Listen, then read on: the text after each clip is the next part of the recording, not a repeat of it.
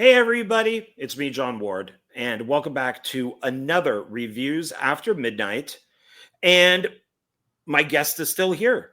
He never went home. He never I didn't. left. I didn't. I No. don't. Sometimes I just linger around and you're stuck with me.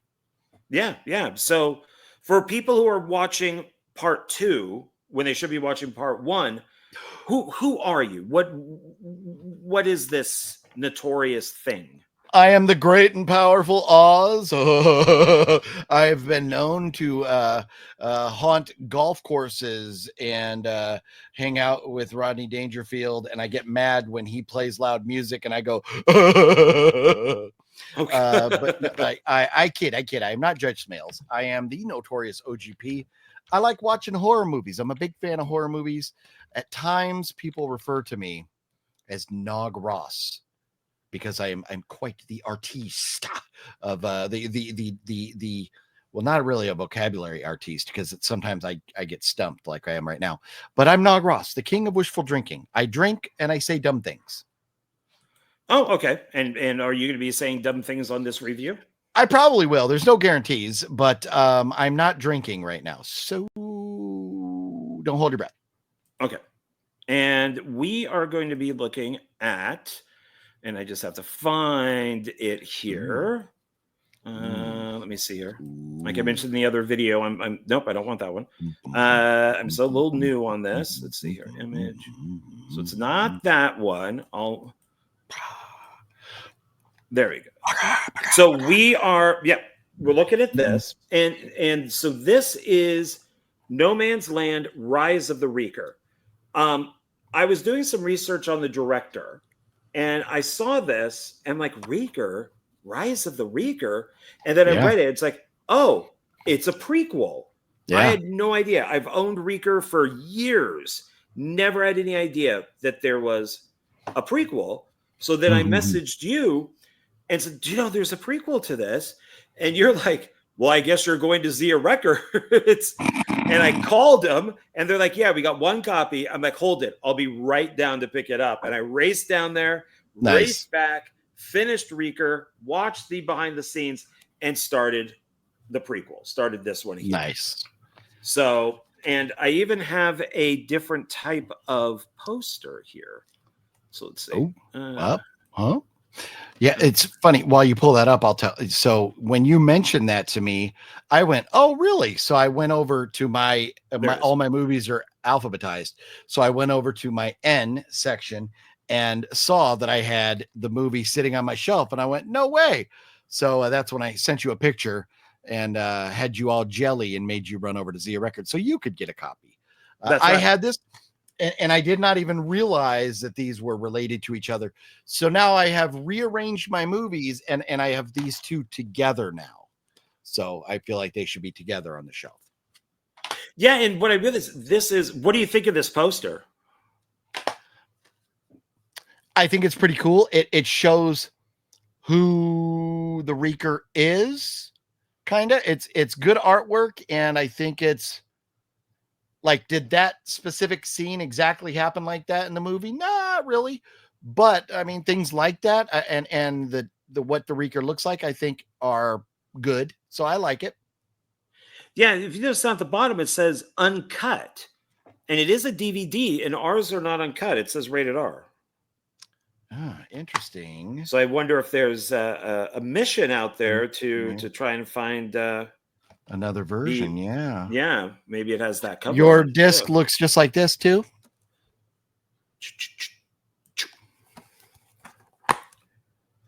Yeah, but it looks like it's from, I wonder if this is Broadway video, maybe. Oh, yeah, I have a lot of movies that have that sticker on there. Rental. That was a rental movie before. Yeah, BR video, so, maybe. Okay. Yeah. So, but that's fine. It plays okay. Oh, and that's all that matters. And it is Ghost House, but it's Ghost House Underground. That's Sam Raimi.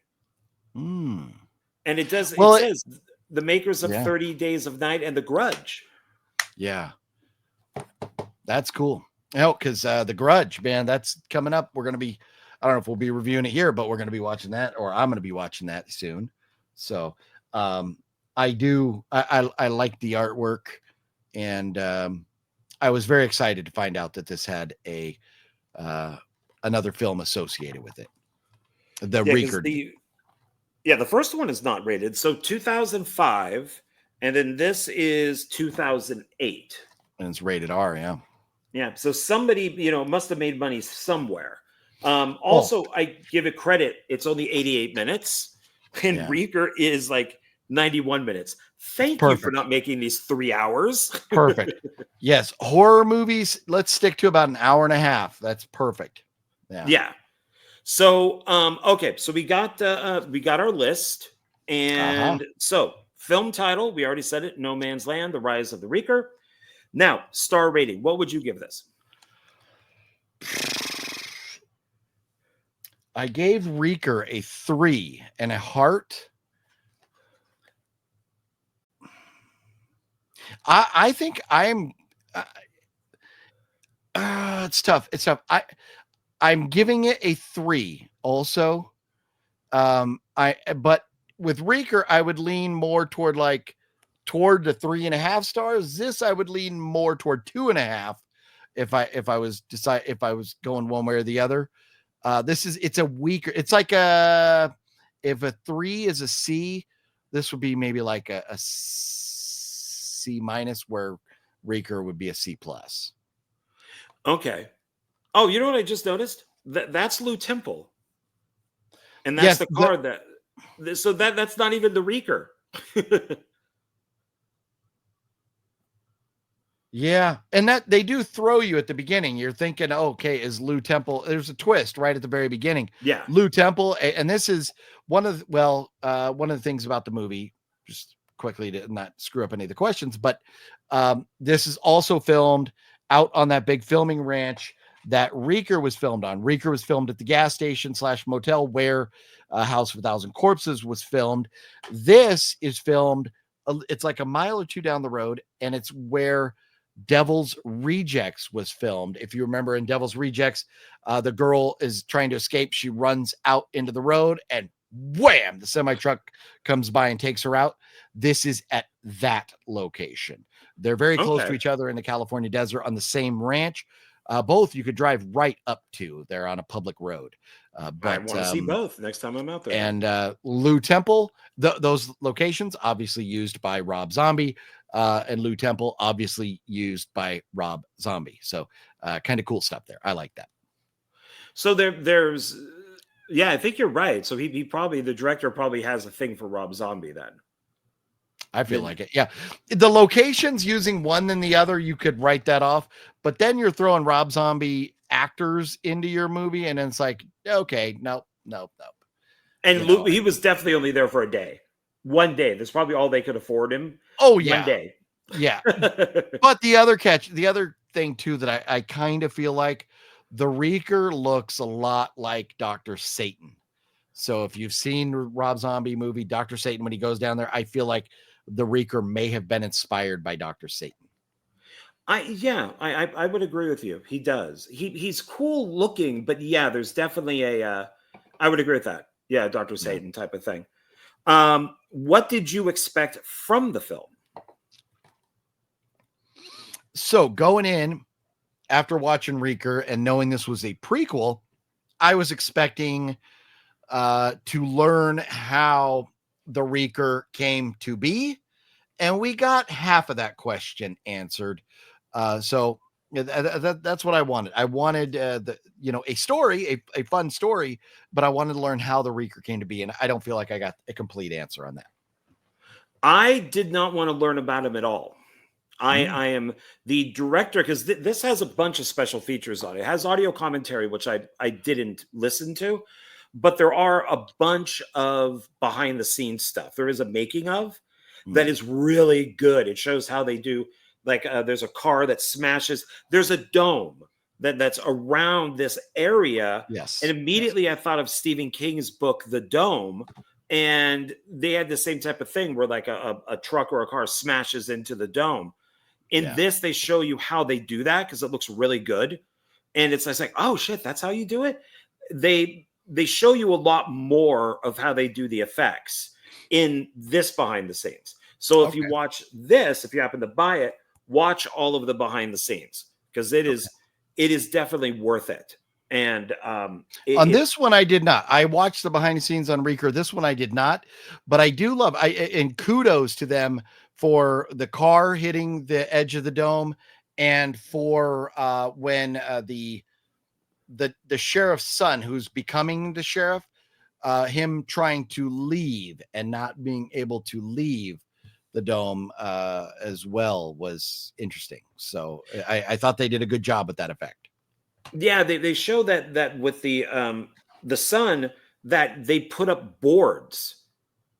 It's just like a wooden board, and he's kind of doing this on the board, and then they just removed the board. Yeah. And he's just doing this. And I was thinking, God, don't you need like a green screen or something to do that? No, you can chroma out any color. Board. Yeah, you pick any color, you chroma that puppy out. Yeah. Boop. Yeah. So it was pretty cool. So what did I expect from this? I just expected it to be enjoyable and good.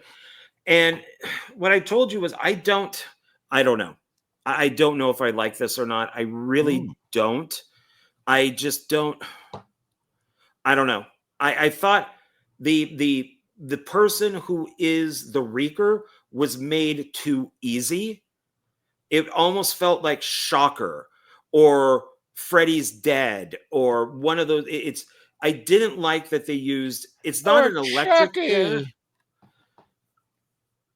You leave Chucky alone. Don't make me come over there. Don't make me stop this video. He doesn't do the electric chair like Shocker or the Horror Show or The Chair or all these movies where the killer went to the electric chair. Instead, they do gas, and he kind of inhales it all in. But I didn't really like how he became. So here's my problem with the way, if this is an origin story. At the beginning of the movie, we have this opening kill, which involves Lou Temple's character. And there's a guy who, there's role reversal twist there. So it's hard to explain this without a little bit of spoilers. I won't tell you which one's good, which one's bad. One of them is going to get killed at the beginning, two guys. And the one that ends up being the bad guy ends up in jail, and he's getting gassed. He's in the gas chamber. They're killing him. That guy, before they gas him, he's saying, oh, the voices tell me to do this. The voices, so there's like a demon or something that has possessed him and made him do these things. So that you find out, like, through the gassing, well, okay, he's dead. We've gassed him. He kind of does this scary squint wink kind of thing because he's dying. And then we're supposed to believe now he's the Reeker. Well, how did his body get out of jail and become this Reeker? How did his body, decay and look the way it is? How did he get these weapons on his hands? There's so many things that we didn't get answers for. I would rather they had just said, look, the Reeker is a demon. It goes in from body to body to body. When it's not in a body telling people to kill, it's a ghost. And the ghost has all these things, but would a ghost have metal weapons on its arm? Would a ghost have a mask? No. So we're a little conflicted on what this being is. If this is a person who died and we showed him getting the gas chamber, getting buried, digging himself up, or somehow coming back out of the ground and then turning into the Reeker, fine. But because the Reeker at the very end, this movie was good until the very, very, it was like over.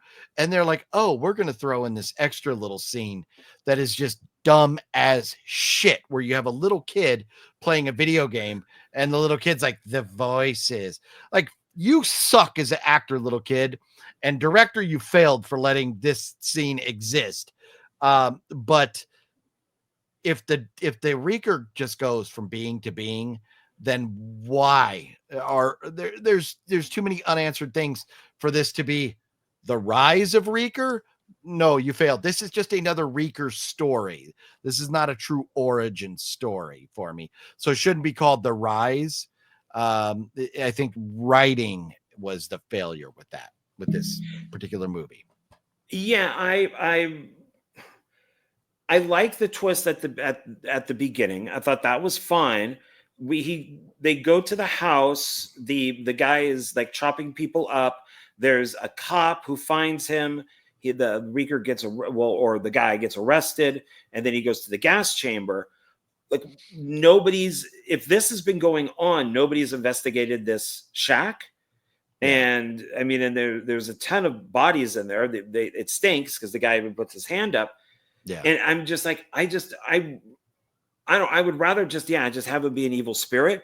I don't mind him getting an upgrade so much because he does have a flamethrower. So that made me very happy. Yeah. But then he kind of looks like, like Terminator 3, like the chick from Terminator 3, how her hands can turn into different things.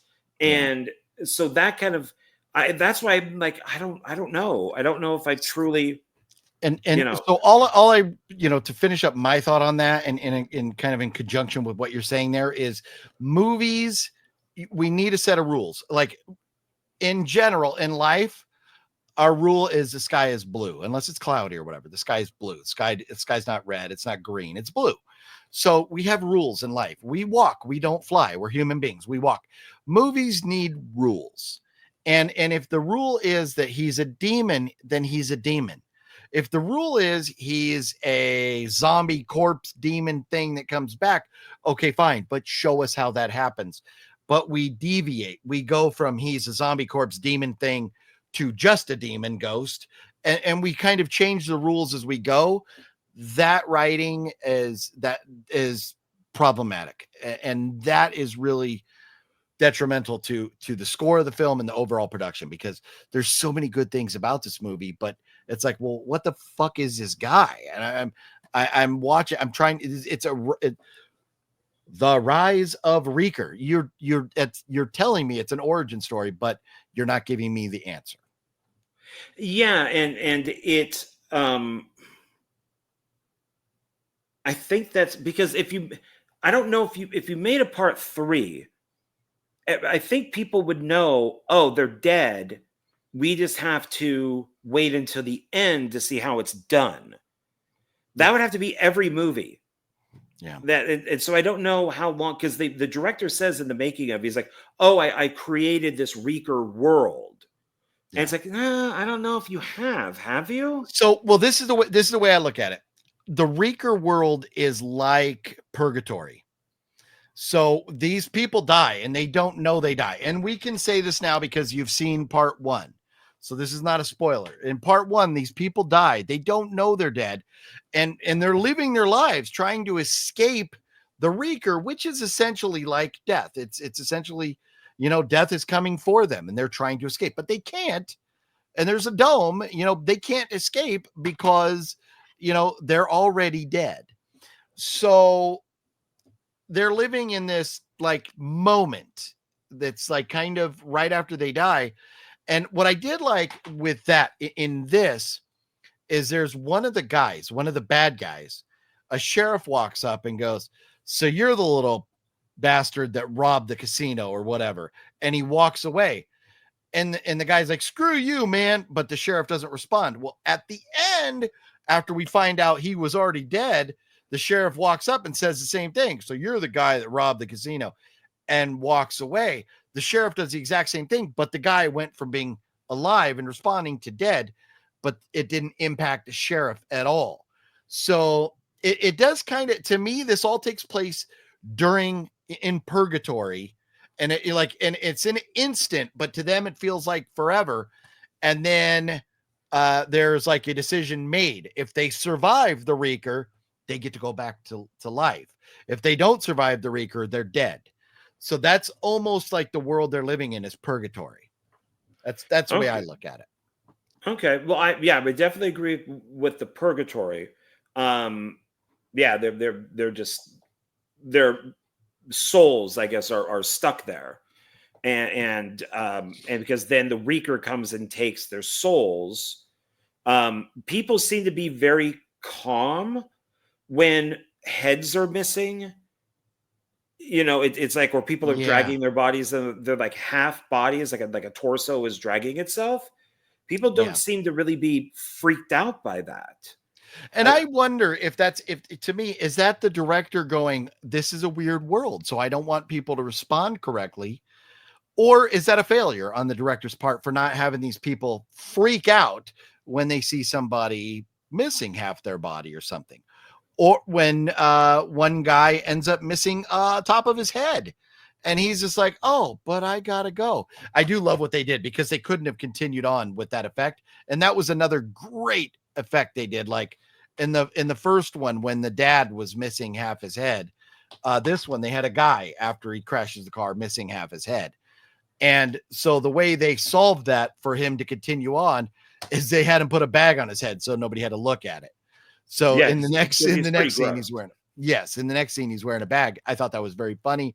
And it was a smart way to continue on without having to have this expensive practical effect that was really impractical for the purpose of filming. So that effect was great. But yeah, this is again like what is the Reeker? We have some inconsistencies with the way people should react, because some people do freak out. You know, they're having a tough time with this, and then other people are like, eh. So yeah. I think writing, it's a great concept. I love the concept. I love the idea of what the Reeker is. Writing and directing, we struggled. And I'm going to make a lot of people mad right now. I am, and I don't care, because that's what I do. As Nog Ross, the king of wishful drinking, I will tell you, this is like Reeker. We did good. We made money that we didn't expect, so we got to make Reeker 2. Imagine this is Terrifier. We got more money. We're making Terrifier 2. What is good? The concept is good. The killer is good. The writer and director suck. So that's my thought.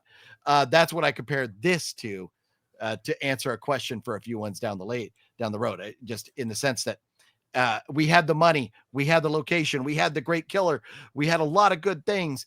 We don't have a good writer.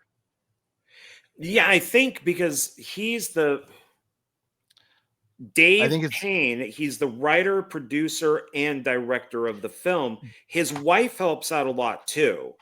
So they're kind of a team. When you have the trifecta, there's the bag. When you are the writer, director, and producer, that spells doom, because you're surrounded by yes men. You don't have anybody telling you, dude, you should do this different. And that's kind of the same thing. Like you look at Terrifier, we got a writer, director, producer. And in my opinion, we had so much potential. We threw it all away with bad writing. See, and of course, I disagree with you with that. So, and I said, I know a lot of people, but a lot of people forgive horror movies way more than I do. Like, oh, it's a horror movie, they're supposed to make dumb decisions. No, I wholeheartedly disagree with that. I hate dumb decisions in horror movies. So, no, that makes perfect sense. So it's it's like one of the questions here, because we're basically talking all the questions that are here. Okay. So there's no reason to go over a lot of it. Okay. But it's like, does the film have a message? And it's just like, maybe it does. Don't rob casinos, don't date scummy guys. It's like there's a the suitcase that the bald guy is, like the leader of the guys that rob the casino, which we never see. He has this metal suitcase, and when it opens up, like some money comes out, but I'm like, that doesn't look like a lot of money. Yeah. And it's and of course I commented to you, because you did do like a little intro to one of your films that dealt with money, and you were very accurate in what the money looked like and what year it was and all that. This just looked like they just put I don't know. It was bad looking. It wasn't Monopoly money, but it was pretty bad. Yeah, and it just, I'm like, why are they going on and on about this? Because we needed a shot, I think, of the suitcase falling and the top is up, and we just see this layer of money. And it could be just that they put a board in there, and then they just put the money on top of the board, and we're like, oh wow, that's a lot of money. But when he opens it up and it kind of goes everywhere, it's like, that doesn't look like a lot of money. Even when it burns and stuff, it doesn't look like a lot of money. And so, I mean, the guy, he does have an arc, our lead guy, and he becomes a better person by the end of the movie because there's the sacrifice. But I didn't like him at the very beginning, and I sent you a text saying, I'm not enjoying this, because very few people in this movie are likable. Yeah. And so, and this is, again, I know, like, and one of your questions is, about the actors or the cast or whatever. So kind of, talking on that line, as we're watching this, we open up, we get Lou Temple and this other guy. Then he's killed. Then we go on to the sheriff and his son. And then we're introduced to this other girl. Then we're introduced to these bad guys. I'm like, who am I following? Who's this story following? We got all these different people. And it's not till like almost the very, very end that we're going like, oh, it's about the girl and her ex-boyfriend. And she is way too forgiving for a guy that cheated on her. When she goes like, well, what are we doing? It's like, no, you just dumped him because he cheated on you. And like, what are you hot. doing? She looks like Jamie Priestley. Jamie Priestley? Is that, am I saying that right? Yes, she is gorgeous. She is a very beautiful woman. Yes. But so I didn't know. That was one of my complaints about this movie, is like, when we have a movie, you want a character with an arc. And I'm like, I understand. Okay, we got the arc, but the character didn't show up until like a third of the way through the movie. So, like, how is our main character? Because I mean, think about it. We got the opening kill, and then we got the whole jail scene. Then we got the cop, the sheriff and his son eating, and then they show up. So, I mean, we're way into the movie before our lead even shows up. So, and you're missing one person. You're missing the doctor, the female doctor, who's on the motorcycle that's conveniently just sitting there. Yeah, she just shows up out of fucking nowhere. Just all of a sudden, she comes around from the back of the building. I'm a doctor. Like, oh, okay. And I have a horse ranch. A horse ranch, yeah, and I ride a motorcycle.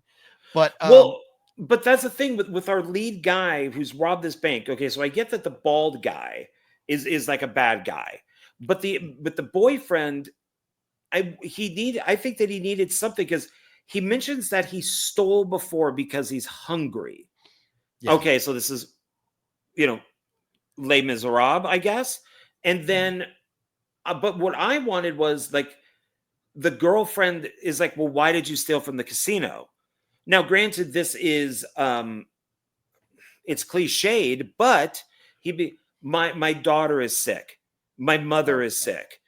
Something to say to make him a good person. My brother is dying of cancer, so I'm trying to get money for treatment. If you're going to flip him the way they flipped him at the end and had him kind of be the hero, you need him to be good at heart, and they didn't show us him being good at heart early on. Right. Uh-oh. Where the hell did I go? Pause it for a second, John, if you would. I don't know where my camera went all of a sudden.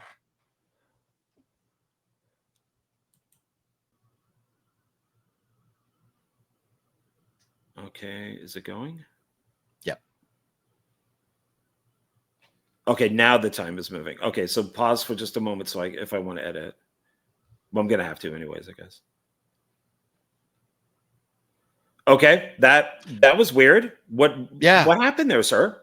The Reeker showed up and was trying to take me to hell, but I escaped. I'm back. That's good. I'm back. We're back. We're back.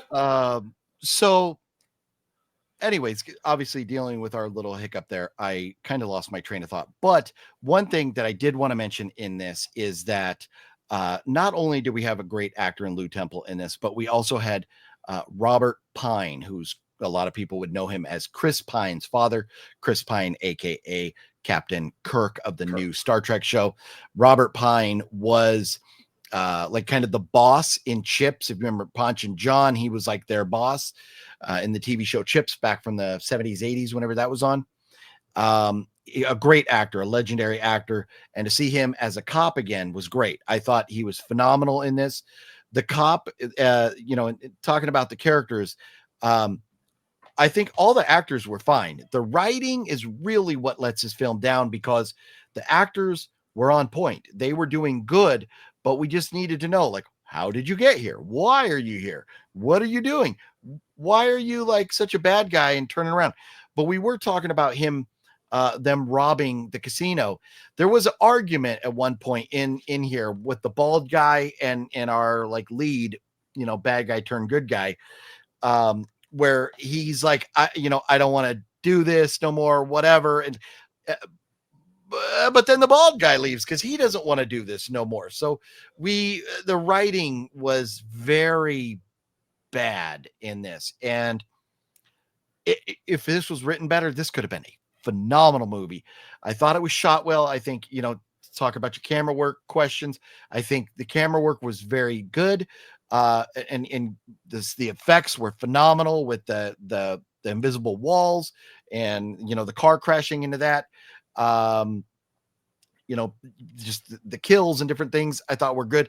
One negative on the effects would be when they did find the Indian guy who was another famous actor. I forget his name, but I recognized him right away. But then we see him come in and he's like, "You're all gonna die." And then he's gone and they just kind of discount what he says. And then you see him dead later on. And it's the cheesy, just lay there and we're going to dump the fake guts on your belly. And I thought that looked hokey. So, to me, the end where you have a lot of explosions and stuff, there was some great stuff there with the pyrotechnics, but the scene, the showstopper is the car crashing into the invisible wall. Yeah, that looks great. I would say that stuff, yeah, definitely looked great. And I agree with you on a lot of stuff of what you said. I'm wondering if the director said, well, this is a weird world. It's like some alternate world. It's purgatory. So you could have a guy here and then the next minute he's over here. And I don't have to explain it because it's this weird world where Bob can be behind a door over here and then Bob will show up in a parking lot over here in the next shot. So, correct. And so that kind of like, so the nurse or the doctor girl that has a horse and the motorcycle and everything, she's in the purgatory thing. She should be dead. Did we forget to show a scene? She should have crashed on her motorcycle. Something, we should have seen her die. Like, we did not see her die. And so we should have seen something happen where she died. Even like at the very end, when they're showing it all happen, we should have seen her motorcycle crash or something. We never got that. So there was unanswered questions throughout. So there was a lot of problems, but this was like, there was so many good things about this that I'm like, as frustrated as I am about not getting the answers and some of the loose ends, I still enjoyed it. So would you watch this first and then go into this one, or would you just stick with this first and then go into this one? They didn't give me enough to make me say I have to watch this first before this. I think it doesn't matter at all. If you want to watch chronologically, you watch No Man's Land first, then you watch Reeker. Either way, if you watch one or the other, what happens, who the Reeker is kind of now spoiled. So the other one you have to kind of understand. I already know the Reeker's MO. I understand basically who he is and that these people, something bad has happened to them and they don't know it. So one way or the other, you're going to be spoiled for the other movie a little bit. But I don't think it matters. It's unfortunate, but I don't think it matters. And would you recommend both of them? I would, even though I'm a little iffy on the prequel, but I think I would still recommend both. Definitely Reeker. So here's my thing. Reeker was good enough that I'm like, I would recommend this. I would say, yes, everybody should check that out. And this is in the same franchise. And I'm like, you know what? Even though this was not as good as this, it's still in the franchise and it was still good enough. So I would say, yes, I would recommend this definitely if you're going to see Reeker. If you're not going to see Reeker, you can live without this. But I think you could still watch this even if you're not going to see Reeker. But it's just going to have flaws and some unexplainable stuff happening. Yeah, because it's a prequel, they don't mention anything in Reeker. So they do mention the motel, though. Yeah. Is one of the, I think it's the doctor who mentions that hotel. She goes, oh yeah, and Yeah. nearby is this. But Yeah. that's the only mention of anything from the first film. So you could watch it by itself. So, but this is, this is kind of like that. I've talked about this before in different, podcasts and stuff. There's, when you have prequels or sequels or whatever in franchises, typically we get a reference to the other movies. But I'll tell you 2 movies that we could do that could have no ties to each other at all. And that's one is Scream. We could make a totally unrelated Scream movie where it's just copycats. We don't need Nev Campbell. We don't need any of these people. We can just go, you know what? There was a guy who was a killer who's funny. I'm going to copycat him and I'm going to do it. And that's going to be the only reference is that who the killer is. So that, and then also something like Jeepers Creepers. There's no reference. I mean, like Friday the 13th, some of those, we're not referencing some of the kids or the killers or kids or campers or whatever from the previous movies. It's just this killer did this thing to these kids. So there's very little actual physical reference. As long as we understand who the killer is, sometimes it's okay because now we got a whole new group of people that don't know what to expect. We got the guy driving down the road in the car who doesn't know there's going to be an invisible wall. If we have people that kind of expect this, then they have more of a fighting chance. And I don't know. I want to see the guy not know the wall's there. And I'm like, as he's driving down the road after the other guy banging on the wall, trying to get out, I'm like, oh, this guy's fucked. I'm going, oh, this car is going to crash. And I was like, please do it good. Please do it good. And it was great. So, yeah, I definitely, if you're going to watch Reeker, definitely watch the other. If you're not going to watch Reeker, you could do without, but I think they're worth a watch. Okay. Yeah, me too. So, all right. So that wraps everything up then. So, thank you everybody for watching. I appreciate it. Let me know if you, in between these 2 videos, did you watch Reeker? And now will you watch, what is it called? No Man's Land, the prequel. And if you liked them or not. So, so let us know down below and, do that. Do that. Yeah. Hit the thing. Hit the thing. Purdy, please. Yeah, please do. So, all right, everybody. Thanks for watching. I appreciate it. And I will be back next month with another video. I don't know which one, but it will be a video. I know that. So, okay. A video. All right. Bye, everybody.